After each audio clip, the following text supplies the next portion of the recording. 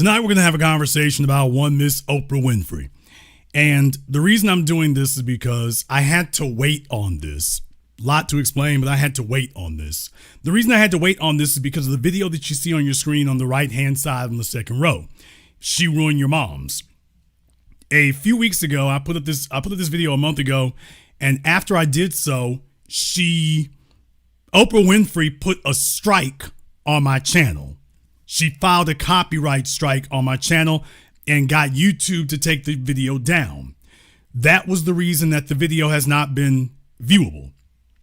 Now, it's not even the most explosive thing I've ever said, but let me be very, very clear. That copyright strike came from Oprah Winfrey.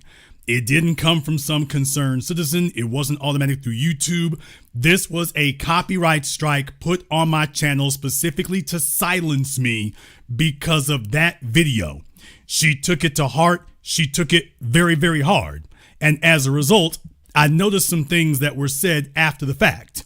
This is a video of Oprah Winfrey here.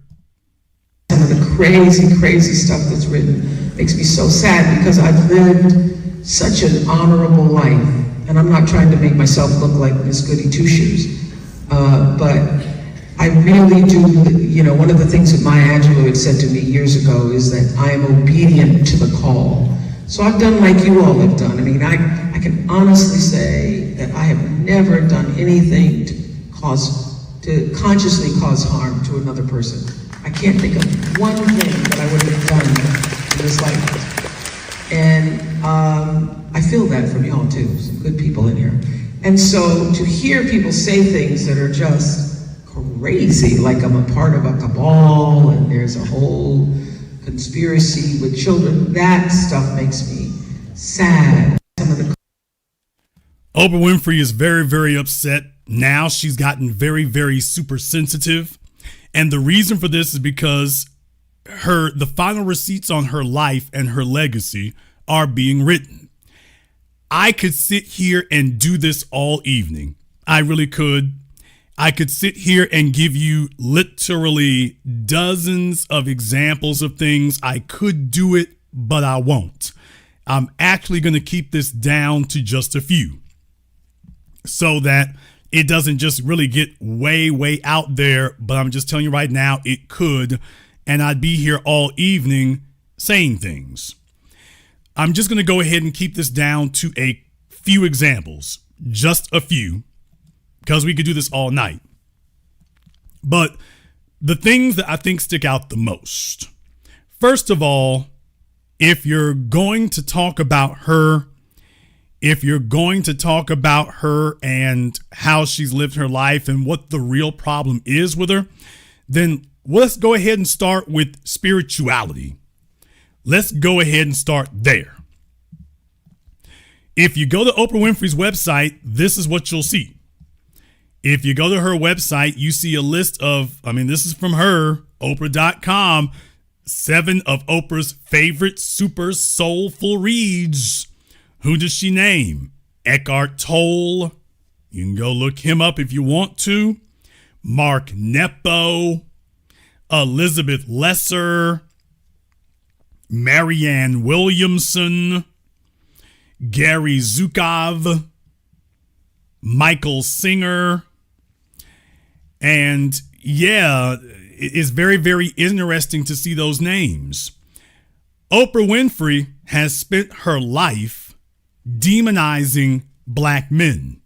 She has also spent her entire wretched, miserable existence kissing the ass cheeks of any white male who came along. He didn't have to be stunning. He didn't have to be intelligent. He didn't have to be impressive. He just needed to be white. And all of a sudden, she found something wonderful in him. If he was a white man with a book to sell, all of a sudden, she just discovers something wonderful about him. And that's been the story of her life. And if you remember back in her TV show days, she used to bring on her spiritual swamis and spiritual gurus. And did you ever notice there wasn't any black men in there? Dr. Phil, Dr. Oz, Dr. Pepper. It didn't matter who it was. Oprah Winfrey, however, never sang the praises of black men, and specifically not heterosexual black men.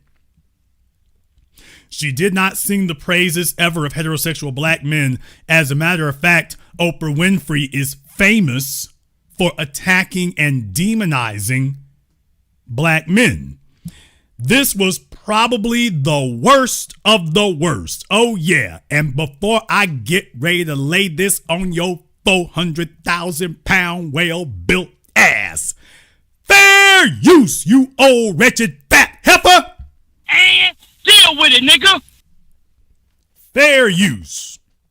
Now that we've gone ahead and gone to work and shook off that bogus copyright strike that you put on my channel, now that we've gone ahead and gone to work and shook off that bogus copyright strike, we back and cooking with napalm, and we gonna go ahead and let you have it. So for those of you who are too young digging through the crates, those of us who were there, we remember Oprah Winfrey, and she went on this tirade against black men. And she was the one who created the phrase down low. Nobody was talking about any down low anything till Oprah Winfrey got up and told you all, did y'all know there's a thing called being on the down low? And of course, there weren't any white men. Now, of course, all Rock Hudson and Charlie Sheen, all these white men out there, amazingly, she never wanted to do a program about them. That was never an issue. But when it comes to black men, all of a sudden she wants to tell y'all the latest craze among black men is they all gay and they all on the down low there. And you better not marry a black man. He'll be a closet homosexual. Case in point. At that point, I made the decision to tell my family. Mm-hmm. Called my older brother, and he insisted. He's like, Bridget, what is going on? You have to tell me now. That would be you. That right? would be Lee. Uh-huh. And I told him what was going on. He's like, Bridget, he's like, as soon as you get off the phone, I want you to ask him this question. You ask him, how many men have you had sex with? So did you do that? I did. You then went home and said to your husband, how many men have you had sex with? What did he say? He said 2. And I said, oh, really? Now, how the hell did your brother know this and you didn't? If this was some well-kept secret, explain to me why your brother, who was not married to this dude, knew this and you didn't. How is that physically possible? Or what is it that your brother knows about you that the general public may not have been aware of, and it made him like, yeah, these dudes she keep hanging with? Notice these are questions that don't get asked. When were you going to tell me that? And what were their names? What was the relationship? Was it just like in passing? Did you have a relationship with them? And he had a relationship with them. Mm-hmm. And I'm like, how long were these relationships? Who are they? Where? Yo, you sound homophobic, ma'am. Relationships. Who are they? Where are they? Mm-hmm. Isn't this homophobic, Oprah? Hey, Oprah, by the way, weren't you one of the pioneers of homophobia? Why does he have to tell you all this? This sounds hella homophobic to me, Oprah. Just saying. So then you went online or found his computer. Yes. So I went and pulled down the history, and there were these men looking for men websites, cruising for men websites. And I went and clicked on the websites, and I was speechless. And I was like, Lee, what is this? And we went and looked, and then we went into the cache file and found all of these emails. Yeah. That would blow your mind if you saw them. Well, I did see them. Oh, you saw them? Yeah, I did see them. And okay. My mind was a little blown. Yeah. Okay, Oprah, that sounds hella homophobic. You sound hella homophobic right now, Oprah. Especially considering the fact that everybody's always had rumors about you. So you sound hella homophobic. Last night with my producers, we were going through some of the things, and I read just a few of those emails. And I got to tell you, that is some vile stuff that was going on there.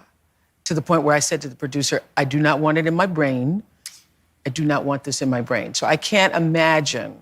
Okay, you have to have one before you can put something in it. What?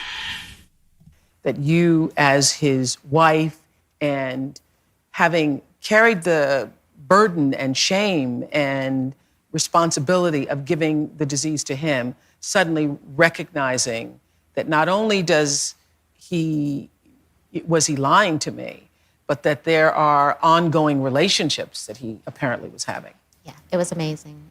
So can you just describe, obviously we can't say what was in the emails, but Of the course you emails can. were him writing to other men that he'd been with, describing sexual acts that they Well, had. looking for men to have sex. Yeah. Looking for other men with HIV who were married to have sex with. Mm-hmm. Looking for men who would be the bottom guy. Mm-hmm.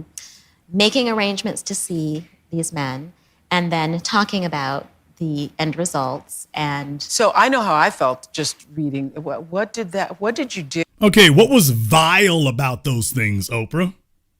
By the way, you notice Oprah's not telling you what was vile about that. So for the men, it's vile. But if these were a bunch of women up there, she'd be telling you about how great and wonderful it is.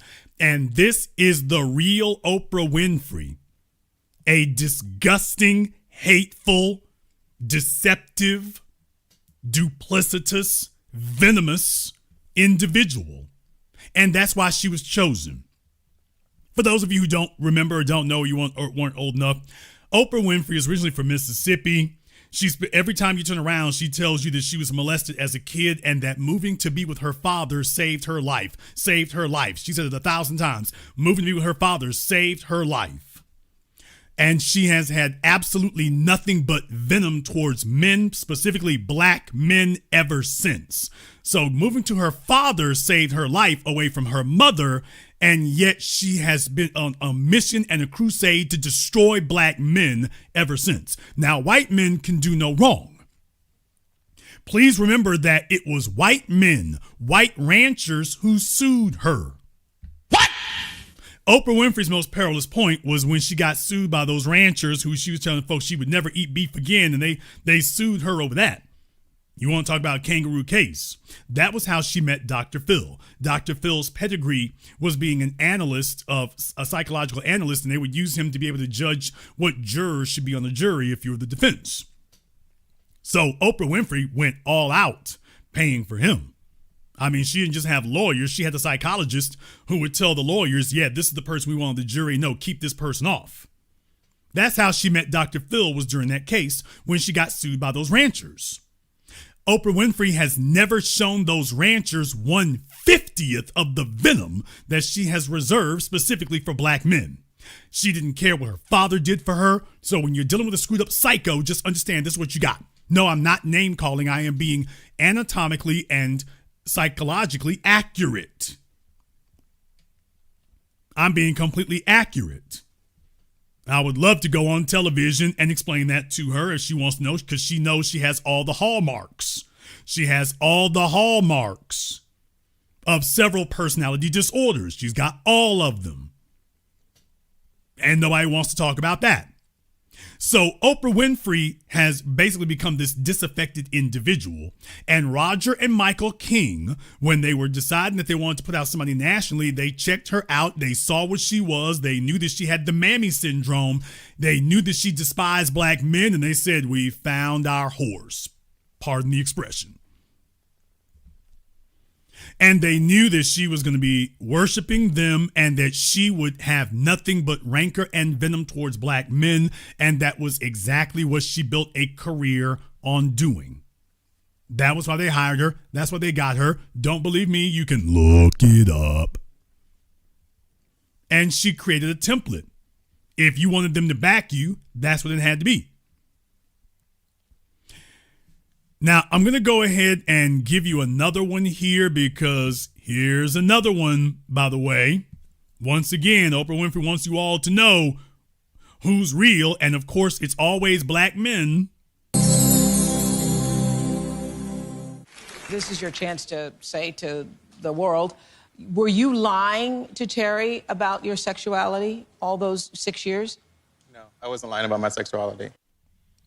Is there anybody here who can't tell that this dude is gay right out the gate?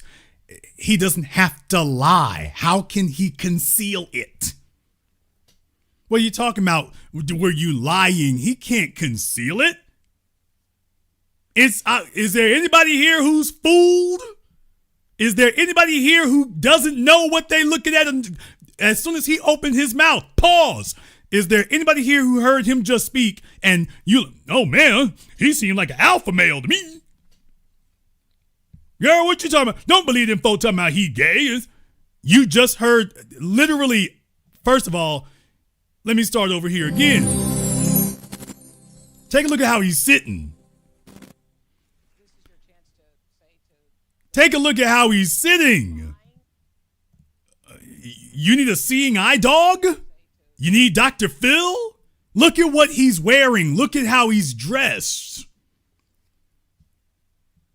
And Oprah's sitting up here talking about, well, he was hiding. What the heck? How is he? What? This is hiding? The world. Were you lying to Terry about your sexuality all those 6 years? No, I wasn't lying about my sexuality. You were not lying? No, I wasn't. So when you married her, you had no inclination whatsoever that you were gay? Right.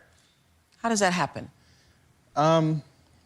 Seriously, because I've done so many shows. I know so many gay people who know. People, do y'all see what he's wearing?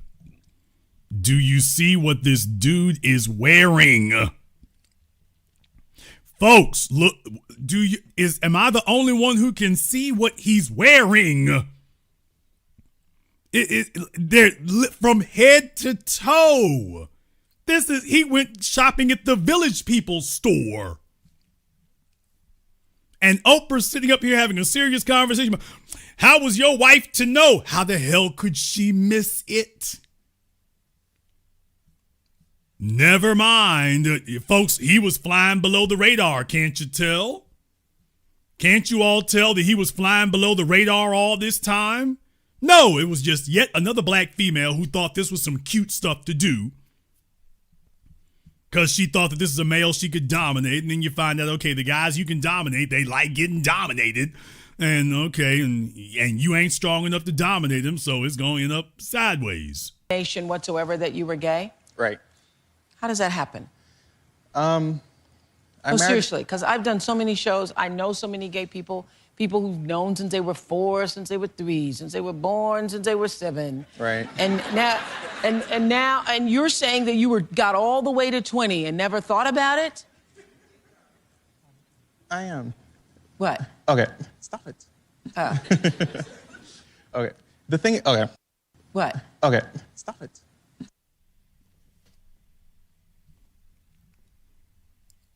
So, okay, you talking about he didn't know. Heifer, you didn't know? Yeah, you're talking about whether or not he knew. How the hell could she see this and she doesn't know? We're all watching this and none of us are confused. But Oprah thought this needed to have a whole show. I am. What? Okay, stop it. Okay. Okay. I'm from a culture where it's very conservative. Yeah. And we never thought about Nigga, what? Folks, what the hell is conservative on this screen? What is it? being gay. It's not a good thing in my culture. Just because of just the way of life, people look down on it, and nobody wants to be gay. And when I met Terry, I was a heterosexual. And I loved her for who she was, and I didn't love her for what she had. And I didn't know who she was at the time. Mm-hmm. And that's one thing that we liked about each other. But this is the thing. I understand that culture. Right. But just because it's hard to come out doesn't mean that you've never thought that you might be. You might think that you are and feel that you have to conceal it, think that you are and think that you have to grow up and marry, think that you are and think you have to, pretend right. or carry on this facade. Right. But I just really find that hard to believe that you get to be 20 and you never even think that you are. I may have thought about it, but I didn't act on it. It was not the right thing to do at the time. But she didn't ask you if you acted on it. I know. Okay. So When I say these things right here, I'm not being hyperbolic. I'm not being hyperbolic. Now, this is the author, Terry McMillan. I want you all to understand I'm doing this because I want you to see how far she went. People, this Oprah Winfrey is not going to bring on white people and drag their relationships. There are plenty of white women out there who got the same damn story. Oprah Winfrey doesn't drag white men on her program to do this. The only white man that I've ever seen that she drug on her program, it was the dude, y'all remember him, his book was kind of fraudulent about what he had done, and she made him come back on the program and grovel because a bunch of news outlets found out about it. But that's as close as she's ever gotten. You have never seen Oprah Winfrey drag a white couple on her program and make them do this dance right here. Oprah Winfrey cut her teeth and built her pedigree on this. And I'm just saying, this isn't even the actual down low episode. What? By the way, one more thing. This one and the other one here, these aren't actually from the down low episode. These are not actually from the down low program. I bring up the down low program to let you know that, by the way, she didn't just do one. She didn't just do one. She did a number of them. Most people don't remember that or don't realize that, but Oprah didn't just do one down low program targeting black men. She did a number of them. She kept going back to that well, and Roger and Michael King cheered her on and paid big bucks while she did it. But you better not bring any white men on there and try this. You better not bring any white men on there and try this. Now, let me remind you all, Bill Clinton is in the Epstein files, and Oprah Winfrey never brought him on her program for that. Damn! Just a brief update. If Bill Clinton's in the Epstein files, how the hell did she miss this? You want to talk about men with sexual proclivities? She did not bring Bill Clinton on her program to drag him. She didn't bring George W. Bush, Skull and Bones. Y'all know the Skull and Bones Society, allegedly one of their requirements is that you have to divulge your sexual history, and some people say engage in that stuff in an all-male club. But she never brought George W. Bush on there to have that conversation with him. No, she didn't drag Monica Lewinsky. She didn't do any of this. She has reserved her hate and her bile and her venom specifically for black men over and over and over and over again. And it would have been nice if she had stopped at that, but she didn't. We all remember her little school for girls. And what do you know? The school for girls is a school for girls now with a bunch of women working at it. And what are the stories that came out within the first couple of years? Oh, they were over there molesting the little girls. Not the men, people. Not the men. This was not black men that they were talking about. So Oprah Winfrey has always been an anti-black male agent. That was what she was hired for. That's what she was set there to do. And as soon as she got money for it, that's what she did. She started financing that. She has a long and despicable track record of doing that. And what her goal was that she was going to mislead the children. That's what the goal was supposed to be. The goal was going to be that Oprah was going to mislead the children, and she was going to make that happen, and all of you were going to sit there and sing her praises, and that's what she was doing. But man, she never imagined that years later when folk grew up, it was going to be a different thing. She never imagined that that was going to be the case. Let me go ahead and remind you all of something there. For those of you who are too young or were not there, maybe your memories failed on you here, there were a number of different things. Let me go ahead and remind you all, Oprah Winfrey doesn't just identify as anti-black. Oprah Winfrey identifies as white.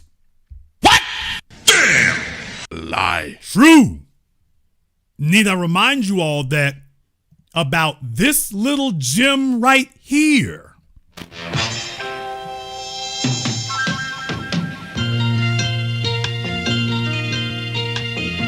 can turn the world on with her smile.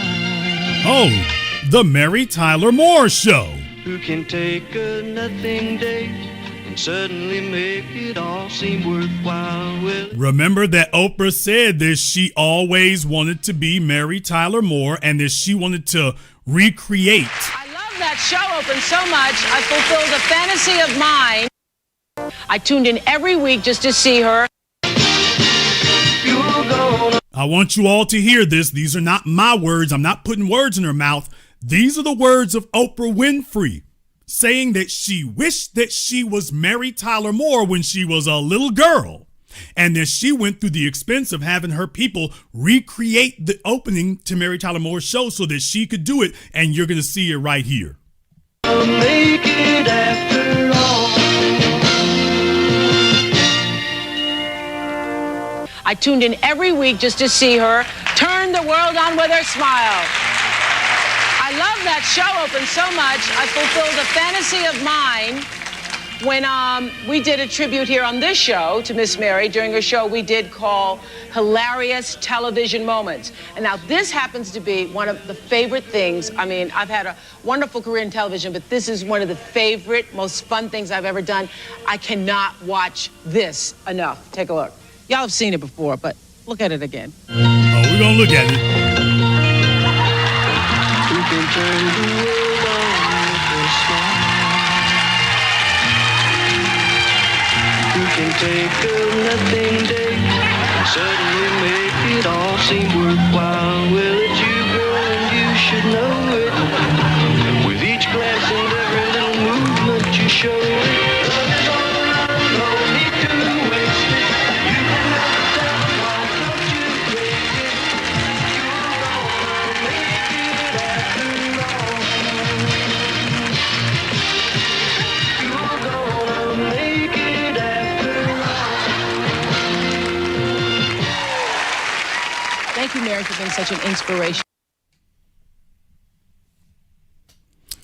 In case nobody ever told you that that was a real thing that she really did on her show, she's not joking about that, because she actually had Mary Tyler Moore on a couple of times and she was just gushing all over Mary, but she meant what she said. When she was a little girl, she wished she was a white woman. I mean, Mary Tyler Moore was not the only one. So even though coming to her father saved her life, she has harbored not animosity and resentment toward women, toward black women. She's reserved all of her hate for black men. So I'm just letting you all know that when you see this, this ain't no joke right here, man. This is not a joke when you see this. Roger and Michael King knew what they were getting. Roger and Michael King knew what they were buying. They knew her personality. The general public did not know, but they knew what she really was beneath the surface. And they just packaged her up. But in reality, yeah, this is what the hell it is. I mean, literally from the opening and everything, this is what it literally is. I mean, this is cringeworthy. It really is. It really is. Now, if you had when you put all of this, and maybe I'm just a hater over one thing. Well, Jason, I mean, it's just that all of her spiritual gurus are white. And, she did some down low episodes here. And, she did I Last Mary Tyler Moore. Okay, how many things are you going to dismiss and disregard before you start becoming irrational yourself?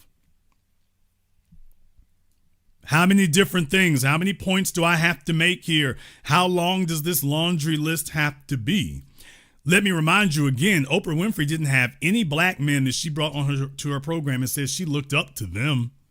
She got black males that she liked, or they were celebrities in Hollywood. And you all know about your, quote, celebrity friendships, but Oprah Winfrey can't stand black men.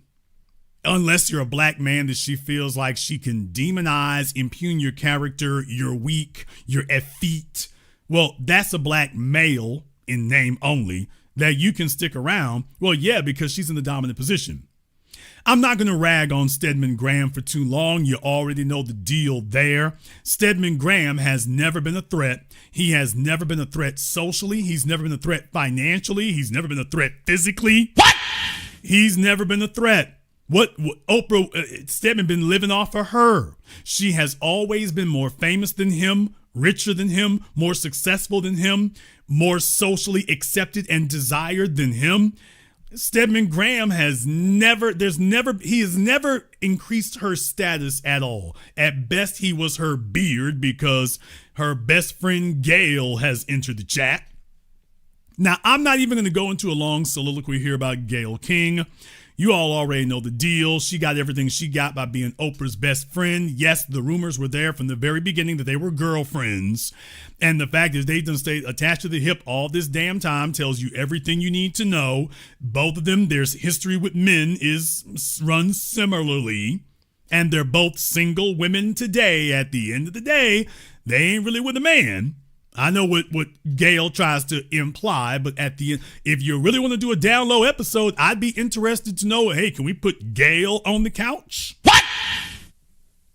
By the way, Oprah, if you want to do a down low episode so much, I would be very interested in putting Gail on the couch. After a private investigator has had an opportunity to work his magic, can we put best friend Gail on the couch and then we can have that down low discussion all you want to? We can have it all you want to. I want to jump back over here one more again, though, and get you all on board here from Oprah's website about her super and then all her spiritual gurus here and stuff. I want you all to understand Oprah Winfrey has always been spaced out and goofy. And what I'm telling you is that these men, and I'm not impugning them because they're white. What I'm saying, the problem isn't their whiteness. The problem is her fixation with it. Their whiteness is not the issue, and their whiteness is not a negative. Her fixation with whiteness is. And so understand something. When she's got nothing but a list of white men and white women who are informing her view of the world or the afterlife or what, quote unquote, what really matters in life. Please remember, people, she's got more money, more status, more than anything that these folk could ever hope to have. And yet she's endlessly looking to them for guidance, for meaning in life. That's scary. When you're as old as she is and she's looking to practically an all-white list of people to give her meaning in life. What the hell does that tell you? At her age, with her experience, and with her success. And she's looking to primarily a bunch of white men and white women to tell her what the meaning of life is. You think that doesn't directly affect her? You think that doesn't directly inform her life? You think that doesn't directly tell you who you're dealing with? You don't think they have a direct influence on her and what she does and how she responds? Oprah's supposed to be the leader of a cult, and she's a damn member of one.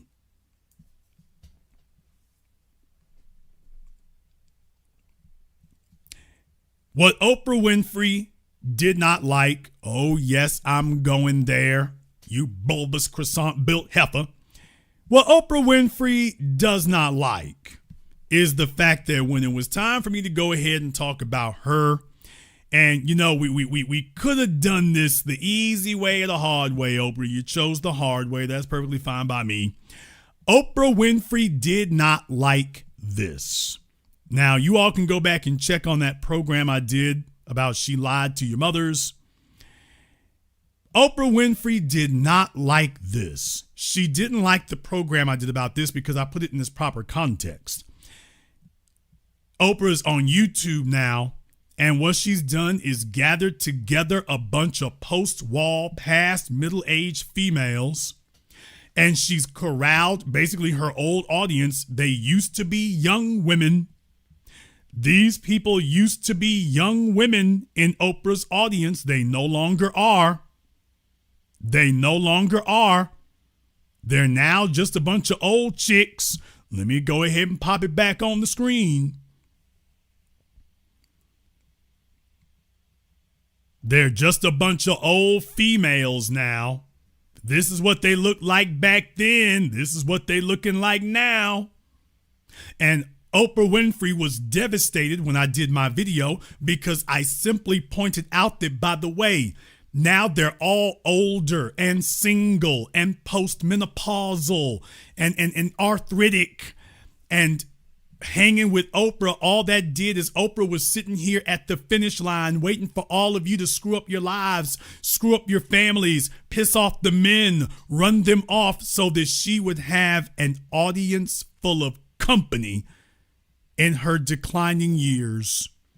Kind of like the pharaohs of old, although I do hate to compare her to the pharaohs, but you all remember the pharaohs. If you were the pharaoh's servants, when the pharaoh died, you got locked in the pyramid with him. When the pharaoh died, they sent all of his riches, they sent all of his treasures, they sent all of his servants. So you see, the pharaohs were determined, if I'm going to die, I'm going to have company. Well, Oprah's on that. After all these decades, she should have an audience. At this point, people, her audience, I'm talking about with the pull and the reach and the magnitude and the wealth that Oprah Winfrey had when she was in her prime, she should have nothing but armies and battalions of women who are thrilled with their lives, who are excited about their lives, who have nothing but great, wonderful celebratory stories to come back and tell you all these decades later, and they don't. From her best buddy Gail to anybody who was in her audience, it's all a damn freak show and a horror show. They've got nothing but horror stories to tell, divorce stories to tell, divorce lawyers that they've gotten personally acquainted with. No children they can brag on, no relationships, no investment. They don't have happy memories. You know, I once heard a woman, and she was white, as if that matters to you, but I found it to be very prescient that she talked about her relationship with her husband when she got divorced, and she was lamenting, look it up. She was thinking in a somber tone about the fact that everything that mattered about their marriage, she was able to, when they got divorced, she was able to put it all in a shoebox. And she said, like 20, 25 years of marriage, and it all comes down to this shoebox.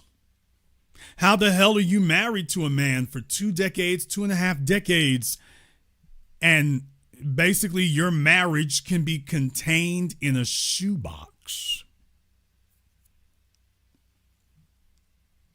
Oprah Winfrey is ecstatic because she's been sitting on the sidelines hoping and praying it doesn't work out for you so that she will have plenty of company, because she knows it's never going to work out for her because it can't. And she was devastated and angry and upset that I simply came out and told people the truth, that what you see on your audience, this is the failed female Sisterhood of Failure family reunion.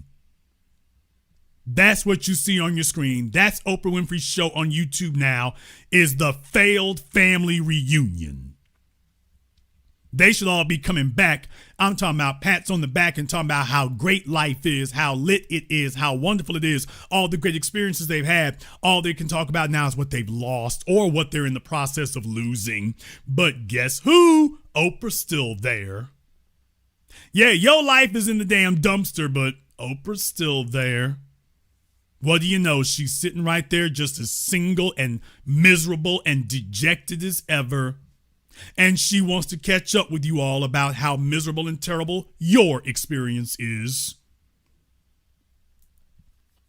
And so she put a copyright strike on my video because I wanted to catch up with folks and have a talk about that.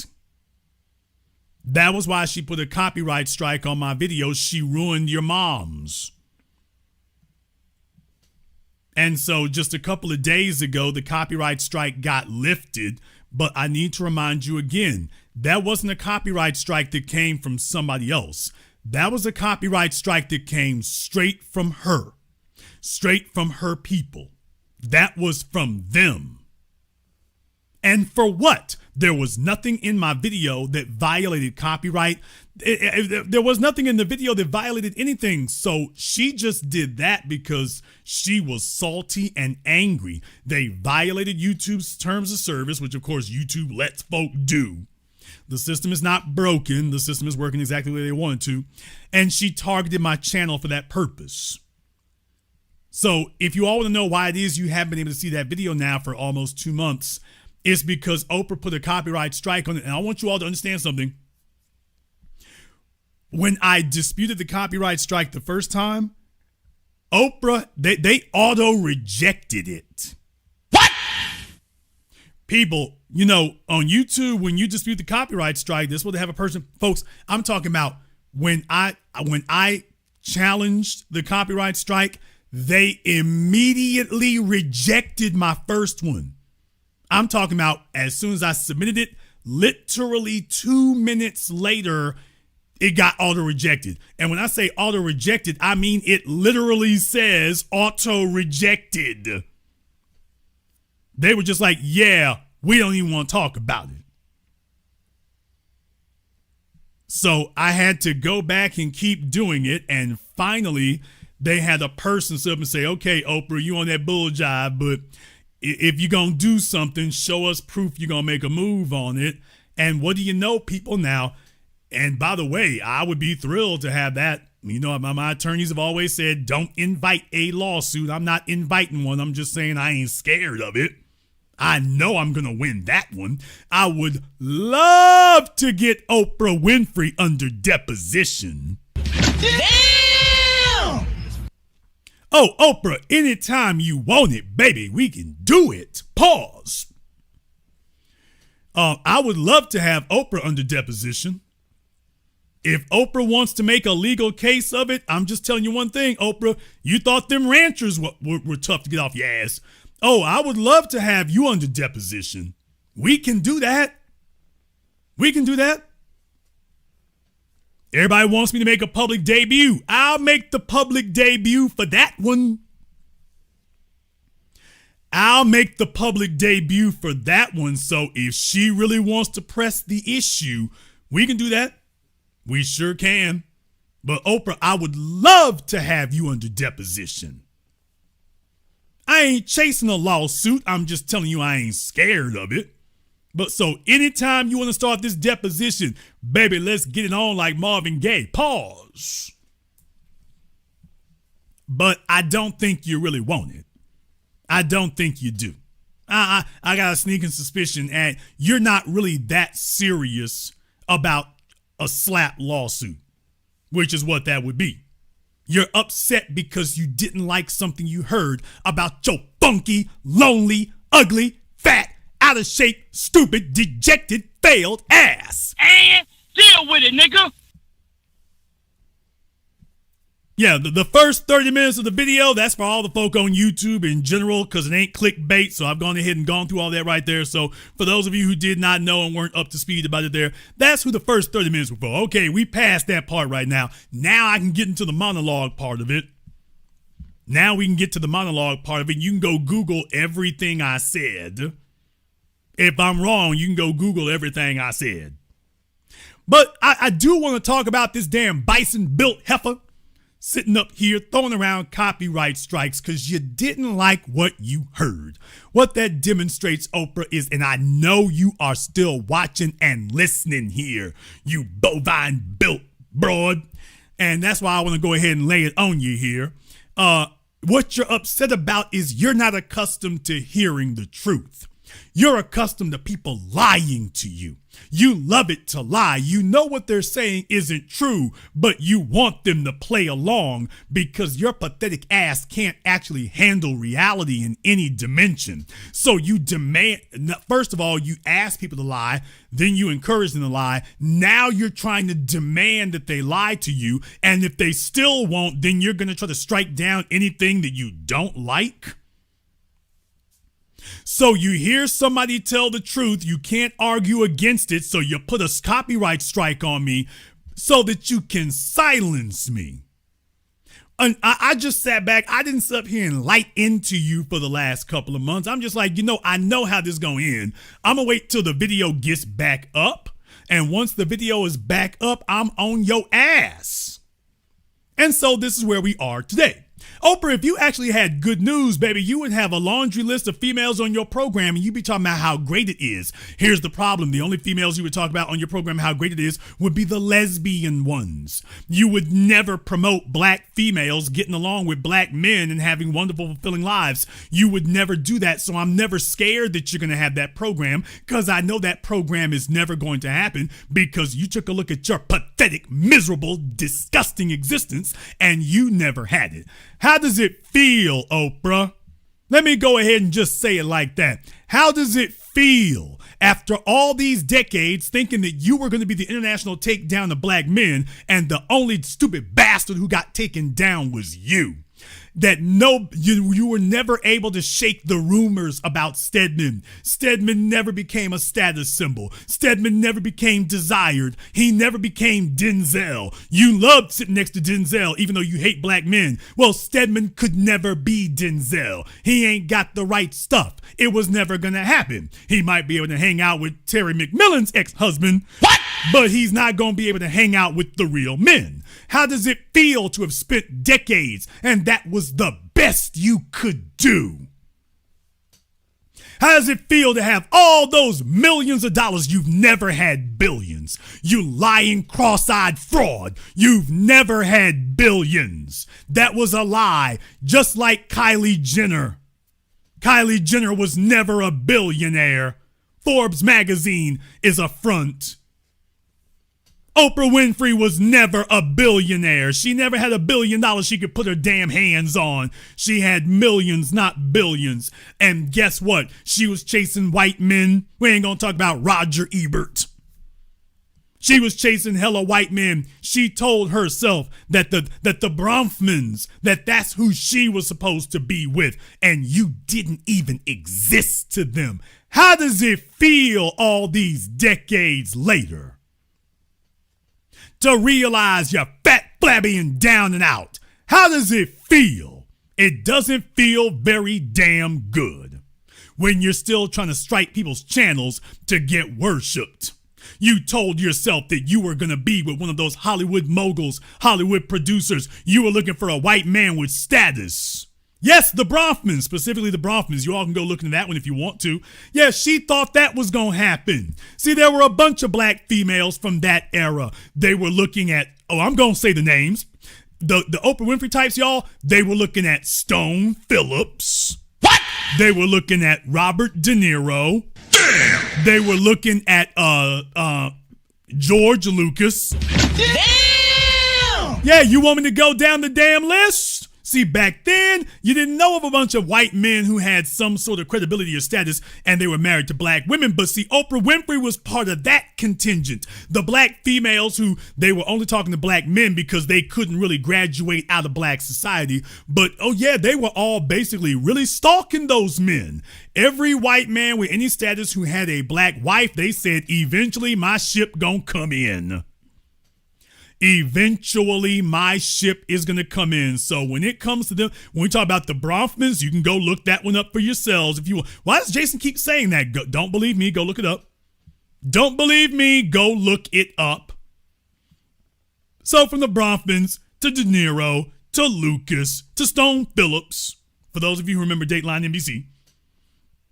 Yeah, those were the folks who, the carrot on the stick. Oh, maybe one day I'll get to do that. Maybe one day I'll get to do that. And Oprah Winfrey was telling herself that at some point she was going to get that phone call. Why wouldn't she? Why, after all, she was the most quote unquote successful, richest black woman in America, in the world, in the cosmos, in the omniverse. Nigga, what? So, of course, she felt that she was entitled to the treatment that Ivanka Trump got and Melania Trump. She felt she was entitled to that and that at some point that was going to come in and she was going to be able to step out of the limousine and have a man she's great and she got a man bigger than her, and oh boy, they're going to be the ultimate power couple and fulfill that Mary Tyler Moore fantasy. And it never happened. Furthermore, you were never in even the slightest scintilla of hazard of it ever happening. You were never in the running. You were never a candidate. You didn't exist to them. Take a look at the women they had, Oprah, and then take a look at you. You can yo-yo roller coaster diet all you want to. It didn't work. Yeah, do I got to remind y'all about that when they go back in the crates? She tried every damn thing when she was at her zenith. Remember?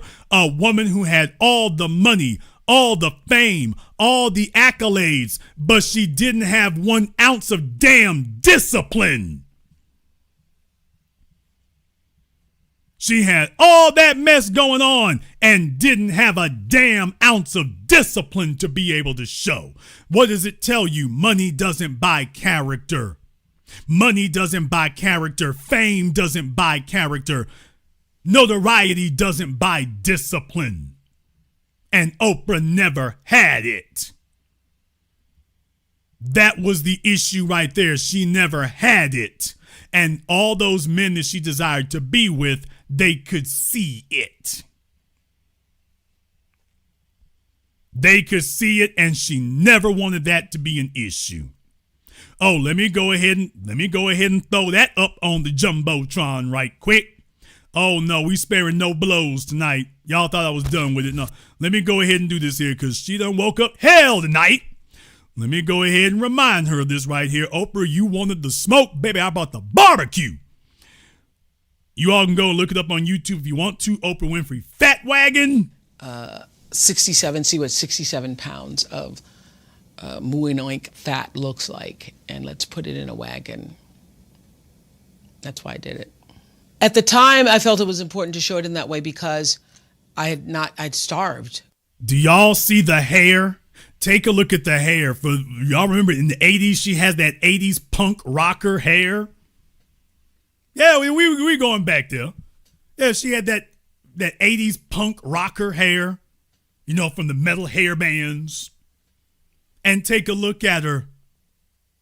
Yeah, Oprah Winfrey could have done it if she had had some damn discipline. She could have done it. She looked at a bunch of white women who had a level of character and discipline that she never had. Yes, I'm calling you out on it, oinker.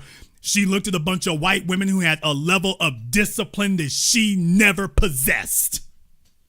So you could make more money than them and have more fame than them. You could be more well-known than them, but you were never a better woman than them. And that's the reason that Stone Phillips Jr. or George Lucas Jr. never gave you the call. You were never eligible for it. So you can go ahead and sit on that one. And what you really did, baby, was, now you just got a bunch of memories of ho-hos and Twinkies and no control. You got a bunch of memories of that. It's too damn late. She stayed thin for about 5-6 days, and that was it. I'm talking about the buffet came calling. Welcome to Good Burger, home of the Good Burger. Can I take your order? Oh, look at her. She looked like she ready to fall over. Hell yeah, because she's malnourished. At the time, I felt it was important to show it in that way because I'd starved. I'd literally starved for 4 months or 4.5 months and thought, well, everybody's going to want to know how you lost the weight, so you might as well tell them. A lot of you already know that what I did was I fasted without cheating for a solid 6 weeks. And Mary Kay, who's a producer on the staff here, got married. And I said to them when I first started this liquid protein medically supervised fast, I said to them when I went in with the counselor that 6 weeks into this, I know I'm going to eat something because I'm giving the wedding and paying for the food, so I intend to eat it. And so I did. I cheated, but it was controlled cheating halfway into the diet. But up until 6 weeks, I ate absolutely. Take a look at the audience here, people. Take a look at the audience. Look what these young women looked like back then. Do you see what they looked like back then? Oprah did not like my video because I let them see, by the way, and this is what's at the end of the rainbow, a sucker punch. They thought there was a pot of gold at the end of the rainbow. The only thing at the end of the rainbow was a damn sucker punch right between their eyes. But take a look back at these women when they were young and vivacious and didn't have all the stretch marks and all the road miles and all the body count for the most part. Take a look at them back then and look at how it ended up for them. And they were looking up to her, and she was the most lost person in the damn room. You were all looking up to Oprah Winfrey and idolizing her, and she was the most lost damn person in the room, which is why she has to rely on all these quote-unquote spiritual gurus. Yeah, she needs somebody who can tell her about a spirit because there isn't a soul in there. She keeps talking to spiritual swamis and spiritual gurus, and all they do is make money off of getting bootstrapped onto her name because they can talk about a soul, and she wants to talk about a soul because she ain't got one. There isn't one. There's just a great, big, huge, gigantic clump, the clump's built hole where a soul is supposed to be. And after all these decades, she's never been able to fill it. So she can talk about Maya Angelou and all these folk all she wants to. But the bottom line is they found purpose in their lives. They found a soul, and Oprah never did. She was hollow and phony at the beginning. And she's now in the last trimester of her life. She is shallow and phony today.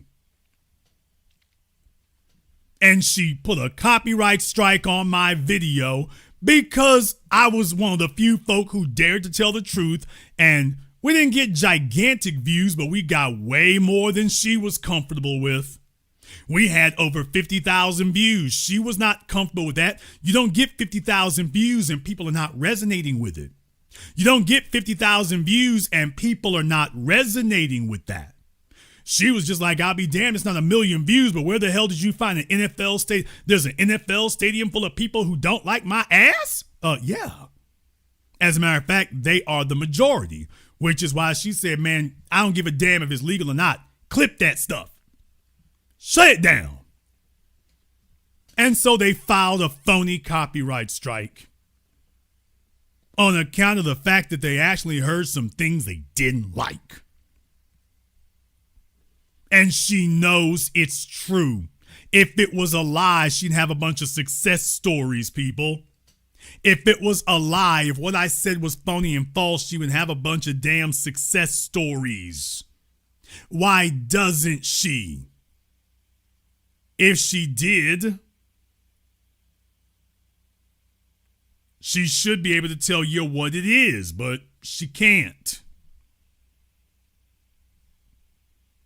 She can't.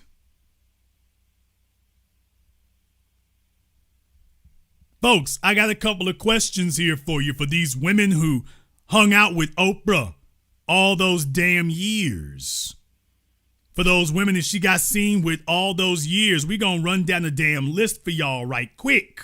Oh, Oprah didn't want me to do this, but we fired all the way up.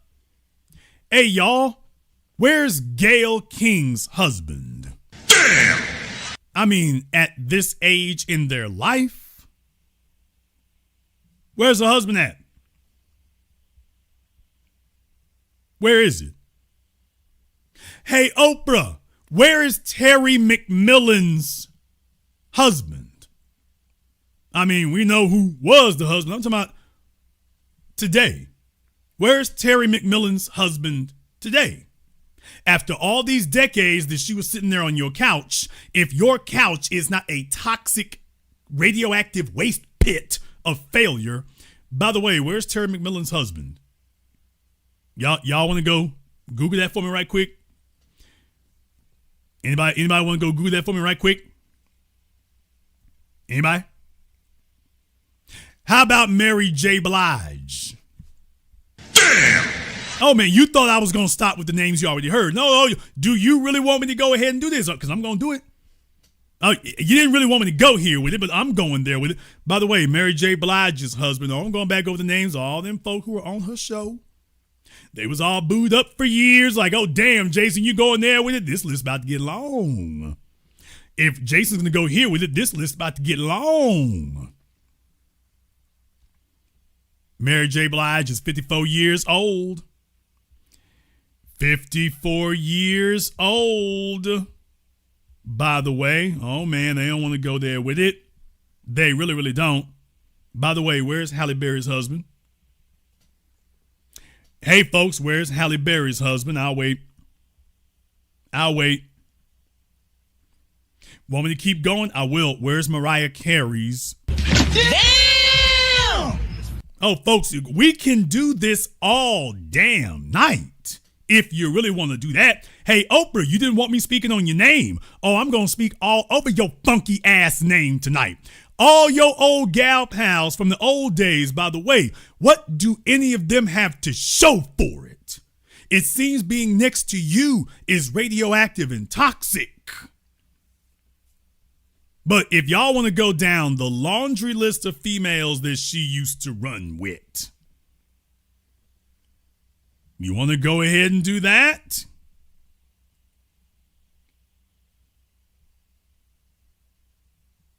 I'll go ahead and do that. If you want to, it's fine by me. We can do that. Hey, folks, just out of curiosity, did Diane Carroll die married or did she die single? What?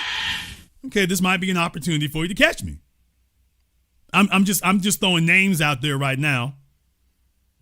But by the way, because we all know she was running around with Oprah, did Diane Carroll die married or did she die single, talking about how great it was to be single? Did Diane Carroll die married or did she die single and bragging about how great it was to be single? Oh, y'all saying she died divorced, all right. Oh, all right. Well, I'll be damned. Just everything Oprah touches. Damn, Jason, all the Oprah fans are sitting up here punching the air and kicking their shins. Damn it, this nigga, why you got to say all these things? Okay. Damn. It's a whole roll call. Yeah, I know. I'm here to break your soul. Yeah, I mean, y'all be saying names. Eartha Kitt. You know, we can go down the list, people. If they showed up on Oprah's show, the chance of them dying married fell off a damn cliff. Oh, Maria Shriver, you don't want to go there with it. What? Yeah, folks, I mean, just a laundry list. If you went on her show, that was curtains for you. That was curtains for you. It ain't gonna work because it couldn't. So for Oprah Winfrey, she's just preparing herself for the inevitable here. And that was what the hell is happening. So she just wanted to make sure that she had company. That was all. She just wanted to make sure she had company. Let me go ahead and do this right quick. Let me go ahead and throw this up here right quick, just in case. I'm going to go ahead and throw y'all a bone right quick. I know it's the holiday season. You might be feeling some kind of way. I get it. Don't worry, I done brought up something for you, though. I got something for you. There's no hate, no animosity here. So for those of you out there, you want a bone, you got the lame dudes out there, and they think they're going to go ahead and light it up for you, but they're really not. It's really not going to work for them. All right, let me go ahead and throw this up here for you right quick. Like, dang, Jason, you can let her go, man. She's already down and out. Nope. No, she wanted the smoke. That's all it's going to be, is nothing but smoke. That's all it's going to be now. She should have just gone ahead and left it the hell alone. She should have just gone ahead and just admitted, hey, he got you dead to rights. You just going to have to take this damn whooping. She couldn't stand that there was somebody out there who would have the audacity to tell the truth about what was going on. You want to know what happened to Oprah Winfrey? You want to know what her life was? You want to know why it is you could have been able to predict this decades ago? Damn! Yeah, folks, this is not AI. This is a real picture. This is not AI. This is a real picture. Yeah, Oprah been kicking it with the dogs. She been doing that. Oprah been kicking it with them mutts. And I ain't talking about doing it small neither. I mean, she been doing that. So when I tell you young men, that ain't nothing to play with. When you meet a female that she's in her 20s and she only long-term relationship she's had has been with a damn dog, dude, that is her man. You ain't got to like it. That is her man. It might hurt your feelings, but it is what it is. That is her man. That's him. You're the one being delusional. She's already given her heart to him because she can control. Although in true Oprah Winfrey fashion, it would not be Oprah Winfrey if it wasn't a situation where you can't just have one time that occurs. Damn! I mean, you take a look here. I mean, she's got a herd of them. A whole damn herd. And you thought she was ever gonna marry Stedman? You thought that you were delusional enough to think that was ever gonna happen. While you're sitting there in her funky octogenarian, ovarian, dried up, post-menopausal, post-wall, post-cornflakes audience, and you thought she was ever gonna overcome this? When Oprah Winfrey dies, she is gonna give it all to the dogs. She's gonna be one of them, and you already know it. When Oprah Winfrey dies, everything she got gonna go to the dogs. She's gonna be one of them. And you know she's going to be deliriously happy to do it. She's going to give everything she got to them mutts. And that will be the story of her wretched life. What, you thought she loved the women too? She only wanted the women around so they could be miserable and she have company. She's never had a functional relationship because she's never allowed herself to have one. People, do you want to know what the real secret of a truly fulfilling relationship is? You have to start with what you're going to give, not what you're going to receive. When you walk into the situation saying that you're owed something, talking about what you're going to get, just understand that's going to be a recipe for disaster because you're not putting anything into the well. You're drawing out of the well, but you're putting nothing into it. There's a reason why money is literally called currency after in the same vein as electricity.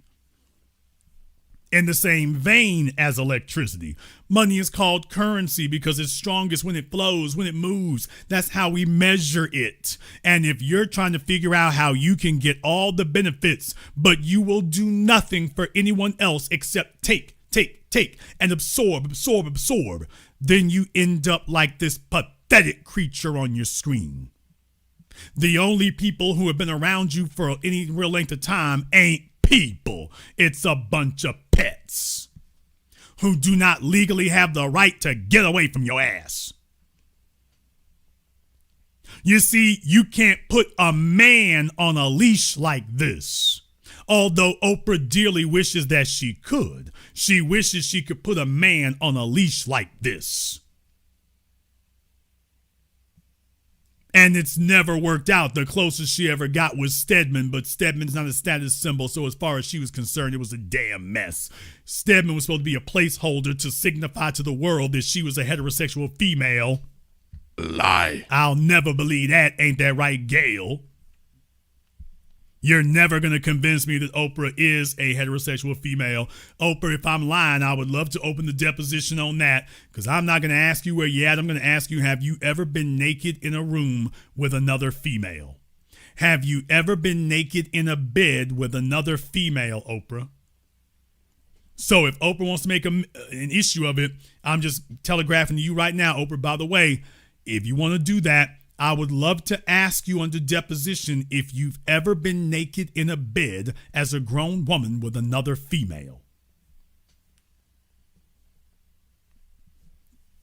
And remember, you can do a lot of things, but an NDA is not going to save you from that one. You can't use an NDA to conceal that one. So even if you got, if we ask you, did you get anyone to sign an NDA? Have you ever been naked in a bed with a female that you later had sign an NDA?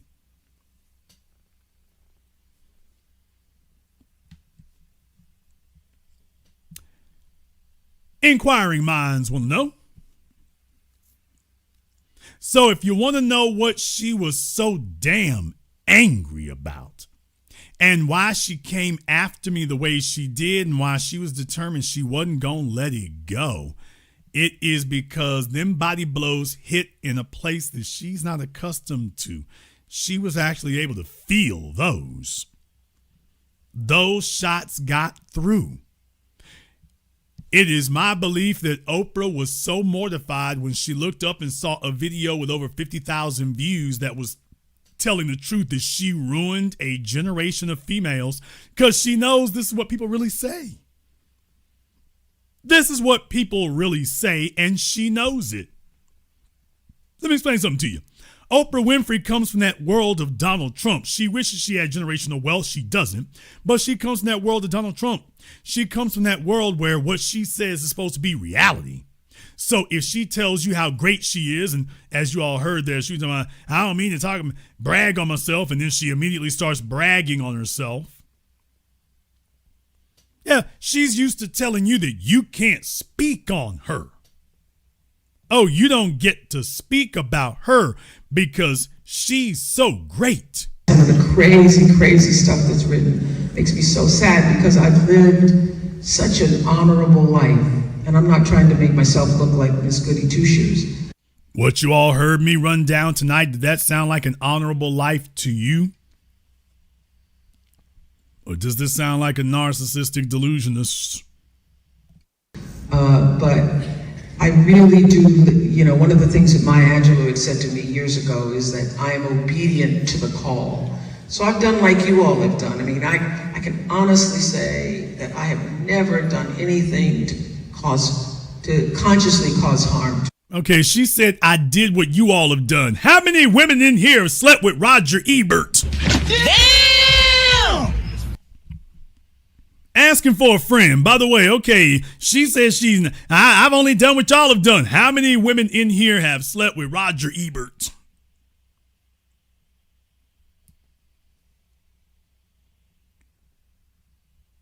I'm asking for a friend, because she says she's done what all the rest of you have done. I'm just wondering how many. So is a bunch of y'all done slept with a Roger Ebert type? Oh, because I thought y'all was better than that. I thought y'all were better than that. Okay. Yeah, we don't want to talk about all the folk that she screwed over. Michael Jackson, Monique. It's a bunch of folk who, I'm just letting y'all know, I talk to celebrities and they all got the same stories. Oprah is a dirty, low-down, backstabbing bastard. And no, she's a phony and everything, but she's got a big microphone. She got a big microphone, so that's what she ends up doing. To another person. I can't think of one thing that I would have done in this life. And I feel that from y'all too, some good people in here. And so to hear people say things that are just crazy, like I'm a part of a cabal and there's a whole conspiracy with children, that stuff makes me sad. Some of the crazy. Okay, so Oprah wants you all to know that she's sad. And thus you all need to shut up. Stop asking questions, like the Epstein files. She doesn't want us asking any questions. You're not supposed to question anything. All the oddball stuff she done lived. You're not supposed to say anything about that. Nothing at all. You're supposed to just roll with it. You're supposed to just roll with it. And that's the issue. In the chat room, Judith, so glad you volunteered to call up on Zoom. What? All right, we've gone ahead and pinned the Zoom link to the top of the chat. So, Judith, very glad here on the, I guess this will be the last program of 2025 for the business. Very glad to hear that, ma'am. Let's go ahead and get you on up here on Zoom so that you can explain to everybody what the real deal is. You can go ahead and explain. I can't wait to find out how old Judith is. I can't wait to find out how old Judith is. I am just certain that Judith is not part of the Oprah Winfrey 1980s washed up Maya Angelou set. All them chicks who used to be shaking their groove thing with Lisa and the Cult Jam. Okay, Judith, we don't need you to talk right now, so we're going to put you in timeout for 5 minutes because you got 2 minutes to hop on Zoom, and anything you have to say, you can say it on Zoom. So we don't need you to talk in the chat room now. I need you up on Zoom for me. Let me go ahead and get you up on Zoom for me here now. You've been talking in the chat room. I need you up on Zoom now. So, yeah, back in the day, all the chicks back in the day who used to be dancing to Shalimar and the Jets and Menudo and the original New Edition. Damn! Yeah, all the chicks who used to be fly back in the day when the original New Edition was on stage. Yeah, that's the Oprah Winfrey audience, and they're out here today. I'm standing up my mama. I'm defending my mama. And here's the crazy part. Oprah Winfrey does not give a damn about a single female around her. She doesn't give a damn about a single female in the audience. She does not give a damn. She is just some ragged out emotional wreck who'll cry and break down in tears at the drop of a hat, and you're silly enough to think that signifies, oh, she's a sensitive person. Meanwhile, you forget about the Hawaii thing. Her and Dwayne Johnson were telling everybody else to donate for Hawaii. And it's like, wait a minute, y'all sitting on how much? Y'all sitting on how much again? Yeah, she doesn't. People, we will literally be here all night running down the list of how wretched and despicable an individual that she is. We don't want us to go ahead and keep doing that. But that's why I said I'm going to cut it down to a few things, because if I had to give a whole comprehensive list, we'll be here all night. We'll just make a few things. You can't argue against those. You really can't. You really can't. And she can't. Oprah Winfrey doesn't love anybody, including herself. And in the latter half of her life, at the end of her life now, she just doesn't want to have that be a conversation. She just doesn't want us to have a conversation about that, because she understands the internet is different. I warned her about this during that program that She Ruined Your Moms. The internet's different. The internet is different. You see, you can hide your ass on network TV, and it's not a two-way conversation. On the internet, it's a two-way conversation. If you say something on YouTube, we can actually respond on YouTube. When she was hiding on network TV, we couldn't respond. We couldn't hold her accountable. There wasn't anything that even slightly resembled an even playing field or leveling the scales. On the internet, however, the scales are a little bit more level. She's talking on the same platform we're talking on, so we can actually respond. Now, maybe we don't have the biggest megaphone to respond with, but we can actually be heard over here. And I'm telling you all, she heard my program. I'm not guessing. She put a copyright strike on my video. She heard the program, and that was only 50,000 views. That was only 50,000 views. So you see how ragged out she got over 50,000 views. Imagine if she had left the video alone, it would have been over 100,000. Oh man, she'd be laying in the middle of the floor in the fetal position in the middle of them dogs. Damn! Oh, she would be laying in the middle of the floor in the fetal position with a fifth of Jack Daniels and a Kamala Harris campaign sign and some Metamucil and probably some Depends undergarments. And the dogs are just going, they sniffing, but they ain't really licking on nothing like that. That's what she would be doing. You see, she thought she was going to come to the internet and she was going to get the same reception that she got on broadcast television. She thought she was going to get worshipped over here. She came over here and heard the damn truth. Because here's the bottom line, people. If she still hates men, she brought on Professor Scott Galloway to talk about the problem with men. Folks, she hasn't let it go. She's still on it.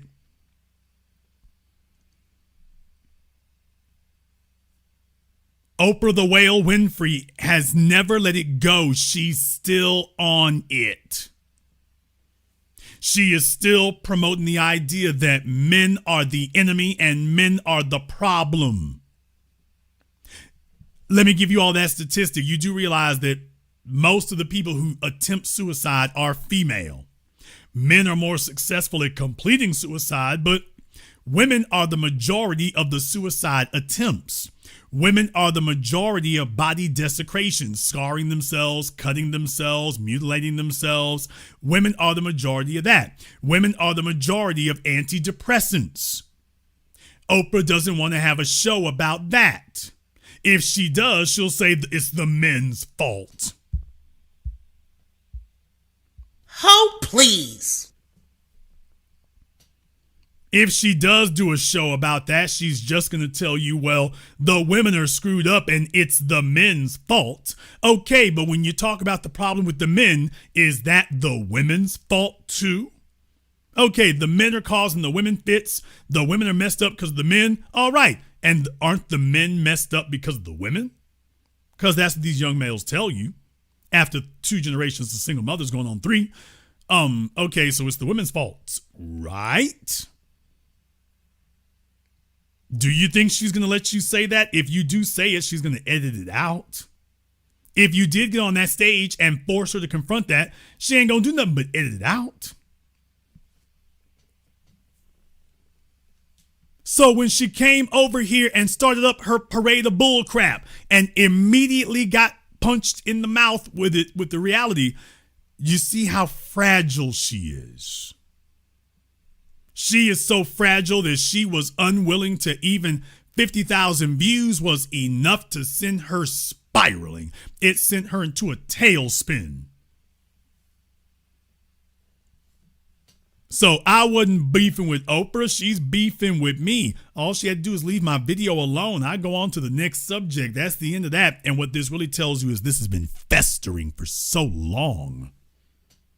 This has really been festering for so long because let's tell the truth. Oprah's been sitting up saying, you understand that she's an emotional mental basket case, which means she's automatically insecure. She spent her whole life saying, I know what people really think of me. I know what people really think of me.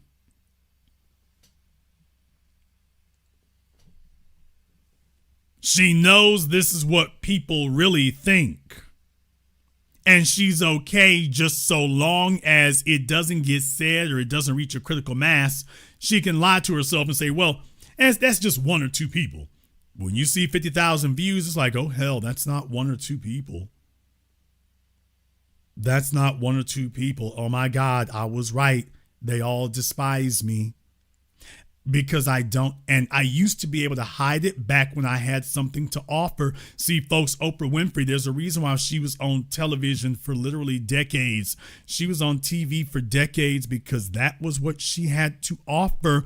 Let's be very clear. And I'm not going to put nobody on Front Street, but to my celebrities out there and whatnot, hey, y'all know what I'm saying is the truth. You all want to get promoted. You want to get boosted. You're looking for a show that can give you the most eyeballs. If you got a project, if you got a movie, if you want to go independent.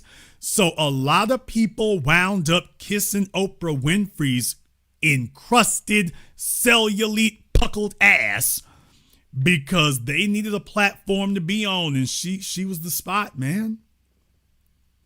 If Oprah talked to you, you might have a salvation. If Oprah shut you out, you were just kind of invisible. So she used that and leveraged that.